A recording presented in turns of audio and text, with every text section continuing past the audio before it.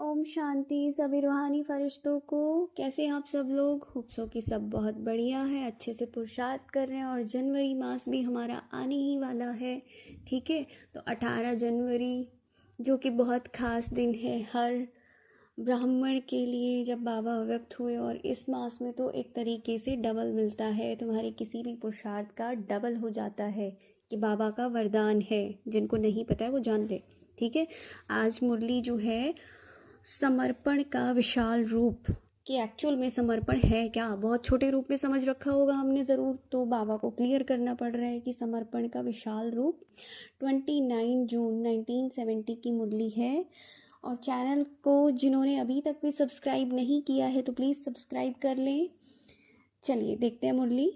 जो बहुत समय से संपूर्ण बनने के पुरुषार्थ में मगन रहते हैं वही संपूर्ण समय राज्य के अधिकारी बनते हैं।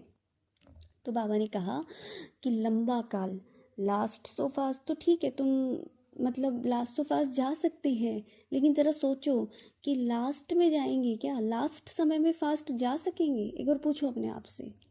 बहुत गहरा अंतर बताया है। लास्ट सो फास्ट जाना इज़ ओके, बट लास्ट समय में फास्ट जा सकेंगे? ये क्वेश्चन बाबा पूछ रहे हैं, मैं नहीं पूछ रही। समझो, अगर कोई बहुत समय से सफलता मूर्त नहीं बनते तो उसी अनुसार राज्य का अधिकार भी उनको थोड़े समय के लिए मिलता है। और बाबा इसके लिए भी ना 4 मूर्त वो देख रहे हैं। कौन सी देख रहे हैं? पहला ज्ञान मूर्त, दूसरा गुण मूर्त, तीसरा दान मूर्त, और चौथा है संपूर्ण सफलता मूर्त। बाबा ने कहा एक मूर्त में ही 4 मूर्त का साक्षात्कार कराना है, समझ रहे हो। और देखो 4 मूर्त का भी गायन है, ब्रह्मा को दिखाया हुआ है ना 4 मूर्त, 4 मुख उनके दिखाए गए हैं। तो यही से बाबा क्लैरिफाई कर रहे हैं इस बात को। तो जो बाबा बोल रहे हैं ना कि बहुत समय से संपूर्ण, तो ये जो संपूर्ण बनना है ये क्या है? सिंपल एक लाइन में अगर बोले तो सर्व समर्पण के लक्ष्य से ही संपूर्ण बन सकते हैं। बाबा ने कहा सब संबंध का भी समर्पण चाहिए, ठीक है। उस संबंध में लौकिक संबंध तो आ ही जाता है, लेकिन ये जो आत्मा और शरीर का संबंध है ना उसका भी समर्पण।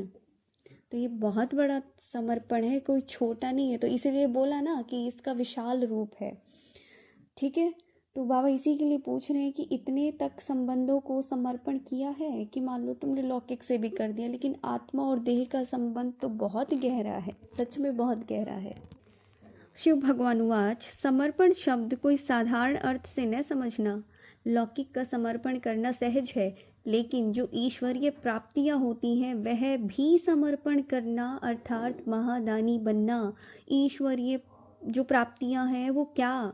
अविनाशी संपत्ति, सुख, शांति, पवित्रता, प्रेम, आनंद की जो प्राप्ति होती है, इसको भी एक तरीके से मतलब हर चीज़ के लिए डिटैच रहो, उसके अंदर गुम भी रहो लेकिन डिटैच रहो, खोए भी रहो। बाबा ने कहा कि संपूर्ण स्थिति में भी वही टिक सकेगा जो एक की याद में मगन होगा। नहीं तो क्या होगे, नैनों के माफिक बंद होते खुलते रहेंगे। भक्ति में देखा है, अच्छा प्रेयर में, अगर प्रेयर में भी खड़े हुए हैं या फिर भक्ति में खड़े हुए हैं, पूजा चल रही है, एक बार आँख खोलेंगे फिर बंद करेंगे, फिर थोड़ी देर बाद देखेंगे, आँखें कितनी चंचल रहती है उस समय, बंद करना खोलना। तो बाबा भी यही कह रहे हैं कि एक टिक नहीं हो सकते, जो नैनों के माफिक बंद होते खुलते रहेंगे। तो बाबा बोलते हैं कि ये कोई मतलब इसको जितना जल्दी हो सकता है ख़त्म करो। तो सदैव समझो कि हमारे भक्त हर समय हमारा साक्षात्कार कर रहे हैं। तो साक्षात्कार मूर्त अर्थात स्थिर मूर्त होंगे। अगर ये सोचोगे, समझो, अच्छा हमें बता दिया जाए कि कोई हमारा साक्षात्कार कर रहे हैं हर समय ही, तो हम लोग कितना कायदे से, कितने सलीके से उठना बैठना चलना, बड़ी रॉयल्टी होगी। तो साक्षात्कार मूर्त अर्थात स्थिर मूर्त, फिर तुम स्थिर होंगे, ठीक है। तो बाबा ने बोला एक टिक स्थिति आवश्यक है इसके लिए। तो बाबा ने ये कहा कि ये जो भक्त है ना, भक्त लोग एक एक का साक्षात्कार करेंगे। तो बाबा ने कहा कि ये जो बीज है ना अर्थात संस्कार उन भक्तों की आत्मा में भरेगा, ठीक है, कि अभी जो जो संस्कार ये अभी भरेंगे, तुम्हारा वो जो जिसका भक्त है उसके पीछे आएगा, उनके साक्षात्कार करेगा, उनसे एक तरीके से वो फुलफिल होंगे, प्राप्ति स्वरूप होंगे वो लोग भी। और यही संस्कार उनका है, बीज भरेगा इस समय पर, संगम पर, और फिर यही संस्कार उनके जो है ना मर्ज होंगे और द्वापर में इमर्ज हो जाएंगे। समझ गए? तो बाबा ने बोला कि जैसे हम समझाते हैं ना कि धर्म स्थापक यहाँ से संदेश लेके संस्कार भर के जाएंगे और वही फिर इमर्ज होगा, वो परमात्मा के बारे में ज्ञान देंगे लोगों को जितना उनकी अपनी अपनी भाषा में दे सकेंगे। तो वैसे ही आप सभी के अपने अपने भक्त और प्रजा संस्कार ले जाएगी और समय प्रमाण फिर वो इमर्ज हो जाते हैं। कितनी गहरी राज की बातें खोली जा रही है, समझ में आ रहा है? कितनी प्रजा बनी है, कितने भक्त बने हैं, यह भी मालूम पड़ेगा। तो देख लेना भाई, किसकी कितनी प्रजा कितने भक्त, ये मालूम पड़ेगा। भक्तों की माला और प्रजा की माला दोनों प्रत्यक्ष होंगे। कौन कौन तुम्हारे भक्त हैं, कौन कौन तुम्हारी प्रजा में है, ये सब भी प्रत्यक्ष होने हैं। अच्छा, Om Shanti. Thank you so much मुझे सुनने के लिए।